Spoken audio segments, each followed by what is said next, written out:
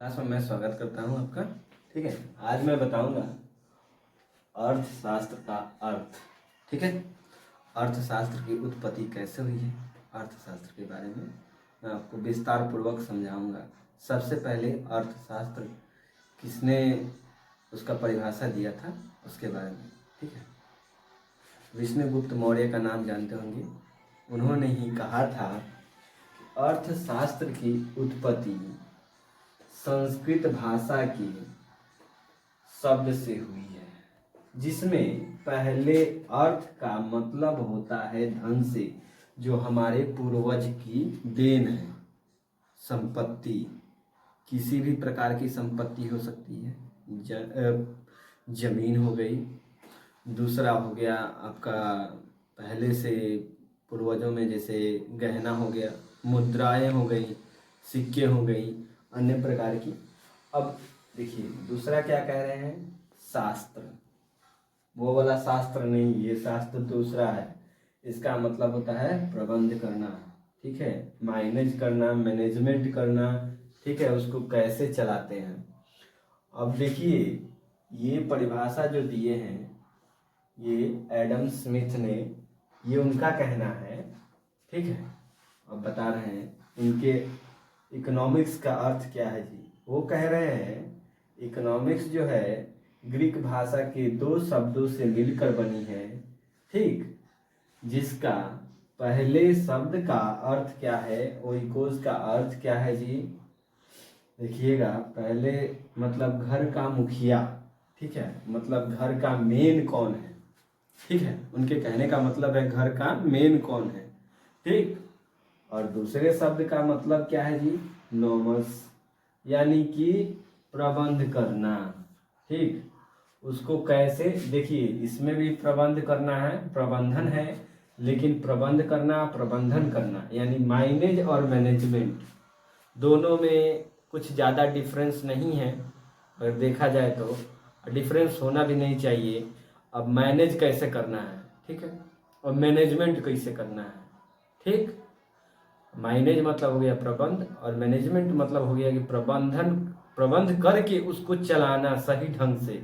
ठीक है, उसी को मैनेजमेंट कहते हैं। अब क्या है भाई, घर के मुखिया का काम क्या होता है, मान लीजिए अगर वो कमा रहा है तो उसको उसी हिसाब से खर्चा करेगा, उसी हिसाब से मैनेज करेगा, मैनेजमेंट करेगा कि वो घर को चला भी सके और कुछ संपत्ति को बचा भी सके, कुछ धन को बचा भी सकते हैं। ठीक है, तो वही देखिए आज हम केवल परिभाषा के बारे में पढ़ेंगे और मैं आपको और बताऊंगा। ठीक है, तो मिटा रहा हूँ। ठीक है, वीडियो में बने रहिएगा आप लोग।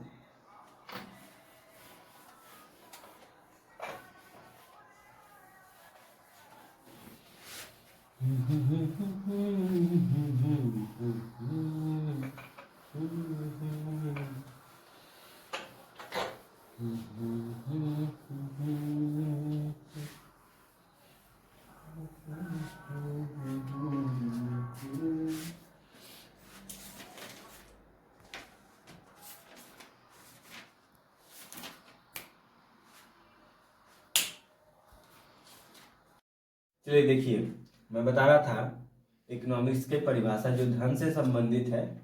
पहले परिभाषा जो दिए थे एडम स्मिथ, ठीक है, उनके बारे में जानेंगे, उन्होंने उनका क्या कहना है। ठीक है, अर्थशास्त्र जो है धन का विज्ञान है, उन्होंने ही कहा था। कब, 1776 ईस्वी में। ठीक है, फादर ऑफ इकोनॉमिक्स इन्हीं को कहा जाता है। ठीक, and inquiry into the nature and causes of the nation. देखिए इसके कहने का मतलब है राष्ट्र के धन से जुड़ा हुआ। ठीक है, क्या है, राष्ट्र के धन से जुड़ा हुआ। और उन्होंने ही इकोनॉमिक्स का नाम रखा था पॉलिटिकल इकोनॉमिक्स। ठीक है, जो राजनीतिक रूप से जुड़ा हुआ है। ठीक, अब देखिए प्रोफेसर JB से का परिभाषा, उनके अनुसार क्या कहना है जी। इनका कहना है अर्थशास्त्र को धन का शास्त्र मानते हुए, ठीक है, मानते हुए अर्थशास्त्र अर्थशास्त्र वह विज्ञान है जो धन की विवेचना कराता है चाहे करता है। ठीक, विवेचना मतलब क्या होता है जी, उससे जुड़ा हुआ, मतलब उसके बारे में ही, उसका अच्छा बुरा जो भी है उसके बारे में ही बताना, उससे संबंधित ही बताना। ठीक है, और उसको ठीक करना भी, बात करके तर्क वितर्क करना। ठीक है, उसी को बोलते हैं विवेचना। ठीक है, तो इनके कहने का तात्पर्य ये है कि अर्थशास्त्र जो है धन का शास्त्र है। ठीक है, क्या है, धन का शास्त्र है। और क्या कह रहे हैं, अर्थशास्त्र जो है धन का शास्त्र तो है ही, और उससे संबंधित क्या करना है जी, विवेचना, उसके बारे में बात करना है। अब वो किस पर हो सकता है जी, धन की संपत्ति जो पूर्वजों से चली आ रही है उसके बारे में भी बात करना हो सकता है। ठीक, अब देखिए अगले डिफिनेशन की ओर हम लोग चलते हैं। ठीक है, डिफिनेशन नंबर 3। अब उन्होंने क्या डिफिनेशन दिया था उसके बारे में हम जानेंगे। ठीक है, वीडियो में बने रहिएगा, आपको ध्यान से मैं बताता चलता हूँ। मेरे डिफिनेशन में जो है प्रोफेसर वाकर, ठीक, इनका कहना है जी, इनका कहना है कि अर्थशास्त्र जो है वह ज्ञान है जो क्या है, धन से संबंधित है। ठीक है, इनका कहना है कि अर्थशास्त्र जो है क्या, वह ज्ञान है जो धन से संबंधित है। ठीक है, प्रोफेसर जे मिल, जे मिल ने कहा है कि अर्थशास्त्र जो है मनुष्य से और उसके धन से संबंधित है। ठीक, जे मिल ने कहा था अर्थशास्त्र जो है मनुष्य के धन से संबंधित है। ठीक, अब जो मैं बता रहा हूँ भौतिक कल्याण से संबंधित जो अर्थशास्त्र के परिभाषा दिए हैं उनके बारे में। ठीक है, ध्यान से देखिएगा, अर्थशास्त्र के बारे में ध्यान से देखिएगा, जो मैंने पहले भी बता चुका है परिभाषाओं में, आपको समझा दिया है उसके बारे में।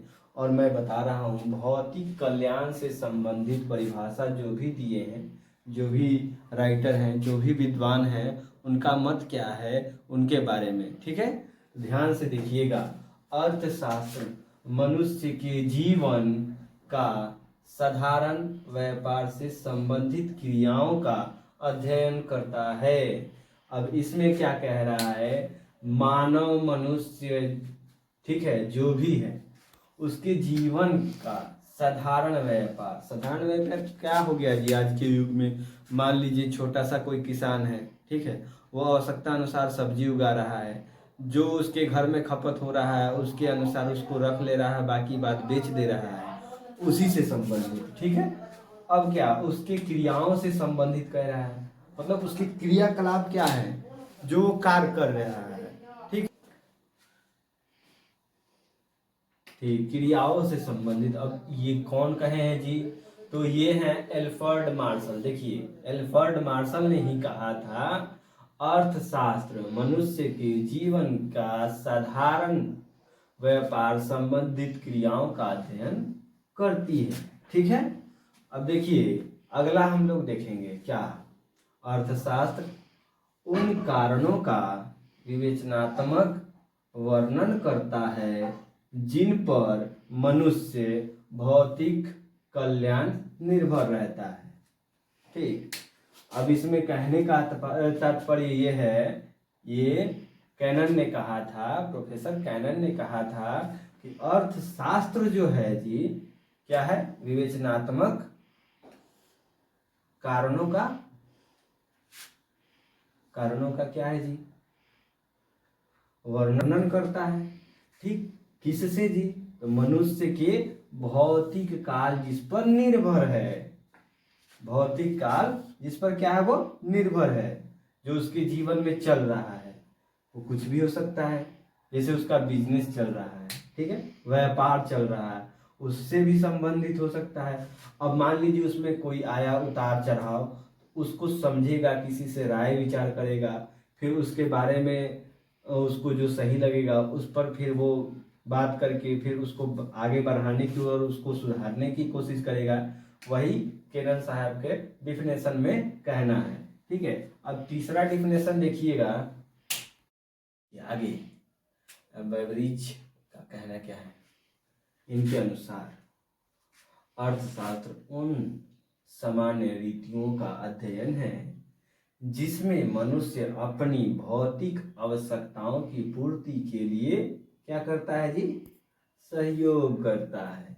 क्या कह रहा है, भौतिक आवश्यकताओं को क्या करने के लिए, पूर्ति करने के लिए क्या करता है, सहयोग करता है। सहयोग क्या जी, अब मान लीजिए सहयोग किसी प्रकार का भी हो सकता है।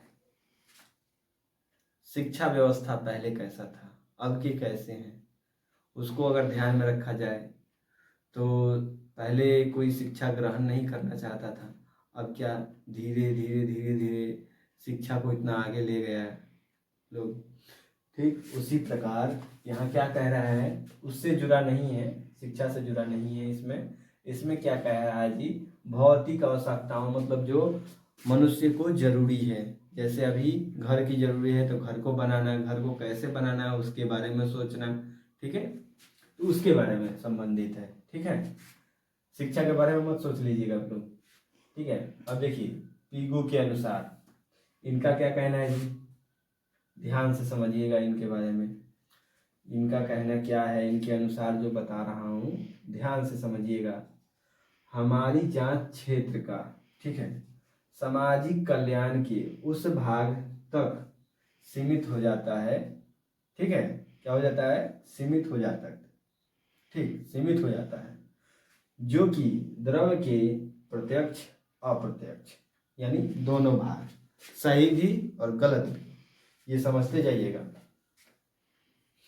प्रत्यक्ष और अप्रत्यक्ष मापदंड से संबंधित का अध्ययन किया जाता है इसमें भी, ठीक है। मापदंड, नाप तौल, जो भी कह लीजिए। इनका कहना है अर्थशास्त्र में जो है सामाजिक कल्याण के उस भाग से, क्या चीज, उस भाग से सीमित हो जाता है, चाहे उस भाग पे सीमित हो जाता है जो कि द्रव के प्रत्यक्ष अप्रत्यक्ष क्या है जी, मापदंड से संबंधित है, सही और गलत। अब जब इसमें हम इस डेफिनेशन में सुने जी क्या है, भौतिक आवश्यकताओं को पूर्ति करने के लिए, तो इसका मतलब ये नहीं कि कोई गलत काम ही करें, ठीक है। आवश्यकता पूर्ति करना है तो उसके लिए क्या हमको कमाना पड़ेगा, ठीक है, और कमाना भी पड़ेगा, उसमें से बचाना भी पड़ेगा, ठीक है।